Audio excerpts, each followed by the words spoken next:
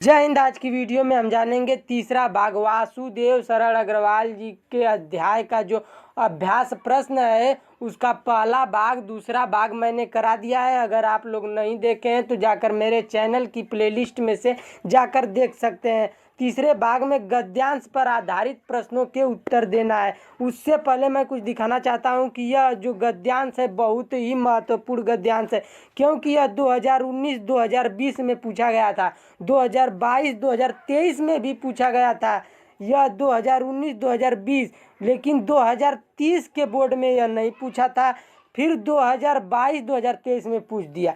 यानी एक साल छोड़कर यह 2 साल लगातार पूछ रहा है। फिर 2024 में नहीं पूछा था, लेकिन 2025-2026 में यह पक्का पूछेगा, इसलिए यह बहुत ही महत्वपूर्ण गद्यांश है। इसको बोर्ड एग्जाम में आप लोग याद कर कर जाइएगा। चलिए देखते हैं, इसको अपनी कॉपी पर समझते हैं।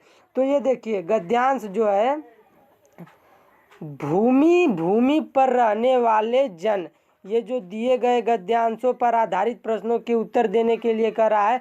तो गद्यांश पहला क है, भूमि पर रहने वाले जन और जन की संस्कृति, इन तीनों के सम्मिलन से राष्ट्र का स्वरूप बनता है।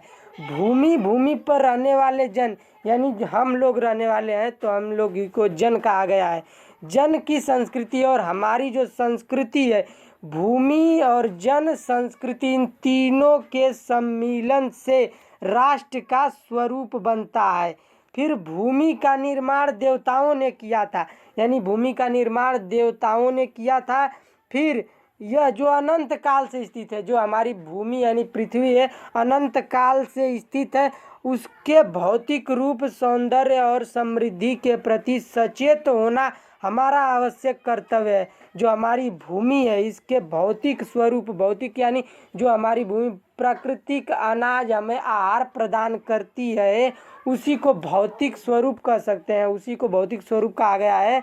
उसके भौतिक स्वरूप और सौंदर्य, जो उसका सुंदरता है, उसकी सुंदरता को, और समृद्धि के प्रति, समृद्धि मतलब जैसे कि संपन्न, हमारी पृथ्वी को अत्यधिक संपन्न करने के प्रति, और सुंदर यानी उसकी सुंदरता बढ़ाने के प्रति, हमारी पृथ्वी की सुंदरता बढ़ाने के प्रति हमें सचेत होना।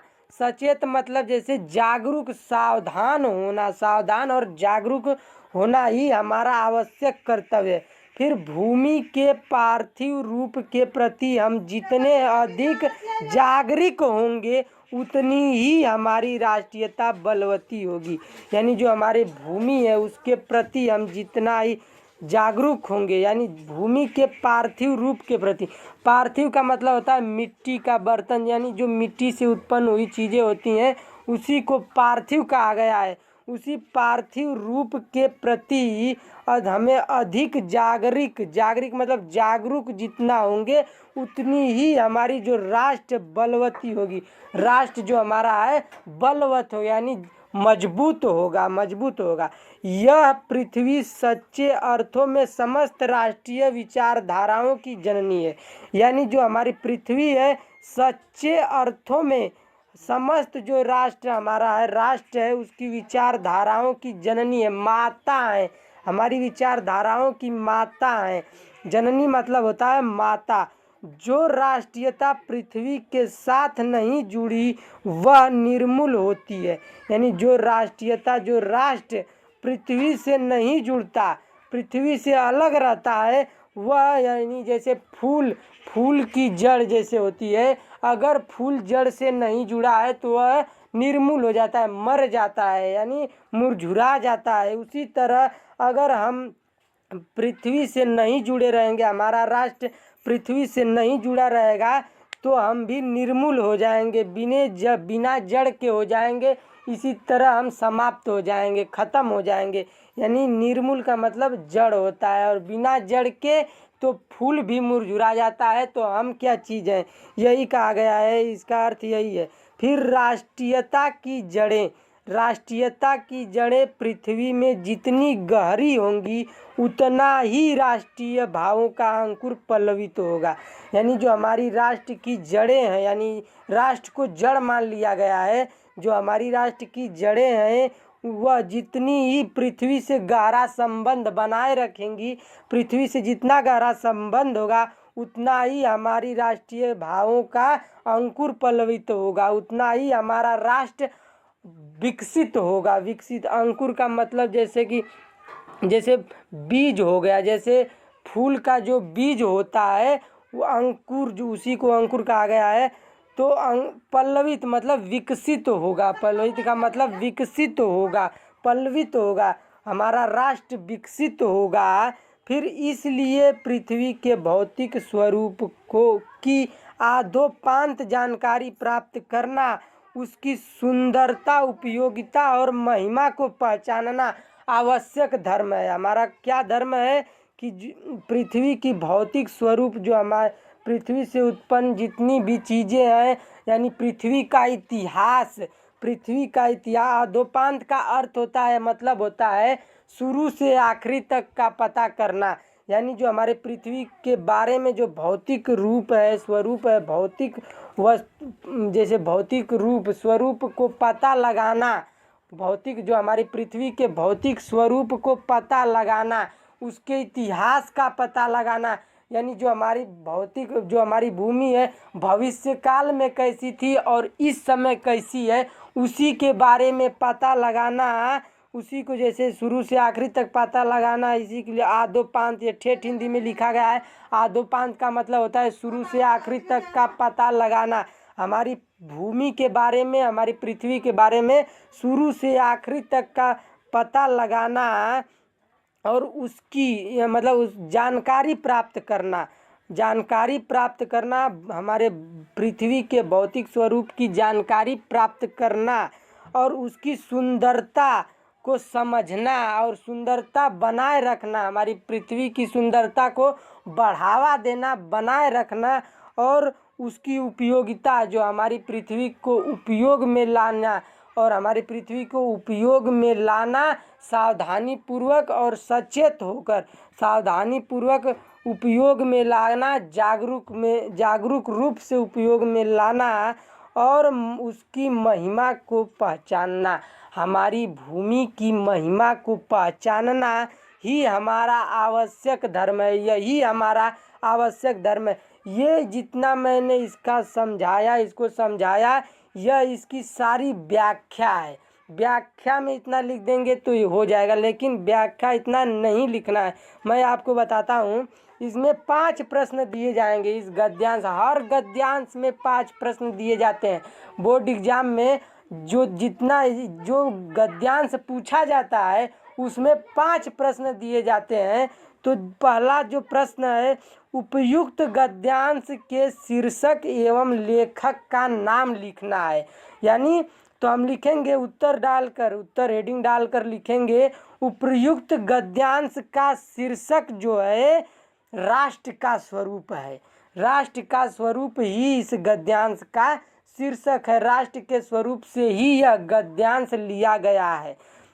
यानी इतना नहीं लिखेंगे, बस लिखेंगे उपयुक्त गद्यांश का शीर्षक राष्ट्र का स्वरूप एवं इनके लेखक, एवं इसके लेखक जो है वासुदेव शरण अग्रवाल जी हैं। इसका उत्तर इतना हो जाएगा, एक लाइन में हो जाएगा। फिर दूसरा प्रश्न है, राष्ट्र भूमि के प्रति हमारा आवश्यक कर्तव्य क्या है। राष्ट्र भूमि के प्रति, इसी में से छाट कर लिखना है आप लोगों को। इसी में उत्तर दिया है कि हमारा आवश्यक कर्तव्य क्या है। तो हमारे देखिए पहली, दूसरी, तीसरी, चौथी लाइन में देखिए, जो हमारा राष्ट्र भूमि के प्रति कर्तव्य क्या है कि राष्ट्र भूमि के भौतिक रूप, जो हमारे राष्ट्र भूमि की भौतिक रूप और सौंदर्य, यानी जो सुंदरता और समृद्धि के प्रति सचेत होना ही हमारा आवश्यक कर्तव्य है। ये जो एक लाइन में लिखा जाएगा, जो हमारा राष्ट्र भूमि के भौतिक रूप, सौंदर्य और समृद्धि के प्रति सचेत होना ही हमारा आवश्यक कर्तव्य है। दूसरा प्रश्न का भी उत्तर एक लाइन में हो जाएगा। फिर तीसरे प्रश्न का जो है, तीसरा प्रश्न जो है हमारा, और तीसरा प्रश्न क्या है, पार्थिव और निर्मूल शब्दों का अर्थ लिखिए। तीसरा प्रश्न है, पार्थिव का मतलब होता है कि जैसे मिट्टी से उत्पन्न यानी पृथ्वी से उत्पन्न जितनी भी वस्तुएं हैं पार्थिव कहलाती हैं। जैसे उदाहरण में आप लोग लिख देना मिट्टी के बर्तन, ये पार्थिव है। इसका जैसे पार्थिव हेडिंग डालकर लिख देना कि पृथ्वी से उत्पन्न होने वाली जितनी भी वस्तुएं होती हैं पार्थिव होती हैं। पार्थिव जैसे मिट्टी का बर्तन। फिर निर्मूल का अर्थ क्या होता है, निर्मूल का मतलब होता है बिना जड़ के, जिसमें जड़ नहीं होता है उसी को निर्मूल कहते हैं। फिर चौथा प्रश्न है, भूमि का निर्माण किसने किया और वह कब से है। तो भूमि का निर्माण जो है देवताओं ने किया था और वह अनंत काल से है।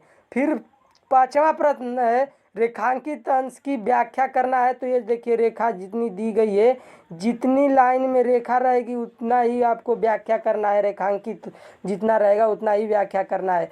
तो देखिए राष्ट्रीयता की जड़ें पृथ्वी में जितनी गहरी होंगी, यानी इसका मतलब जो है जो हमारा राष्ट्र है एक जड़ के समान है और वह पृथ्वी से जितना गहरा संबंध रखेगा उतना ही हमारा राष्ट्र का अंकुर पल्लवित होगा, उतना ही हमारा राष्ट्र विकसित होगा। जैसे फूल फुलाता है वैसे ही हमारा राष्ट्र विकसित होगा।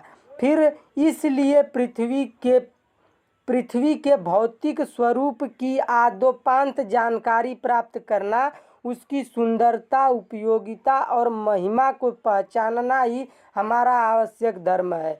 यानी पृथ्वी के जो भौतिक स्वरूप की, यानी जो पृथ्वी का इतिहास है, आदोपांत मतलब शुरू से आखिरी तक की जानकारी प्राप्त करना, यानी जो हमारा इतिहास है पृथ्वी का, भूमि का जो इतिहास है उसी की जानकारी प्राप्त करना कि भविष्य में हमारी पृथ्वी कैसी थी और इस समय कैसी है, वही जानकारी हासिल करना।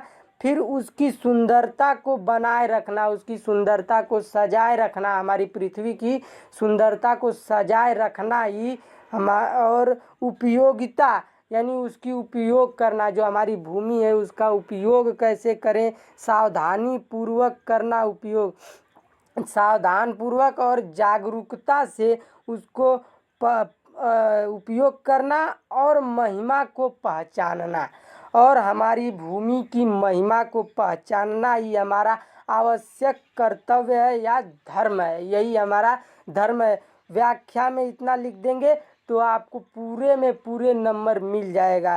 तो इसमें 5 प्रश्न ही दिए जाते हैं गद्यांश में। देखिए 5 प्रश्न है और ये गद्यांश है। तो आज के लिए इतना ही। जय हिंद, जय भारत।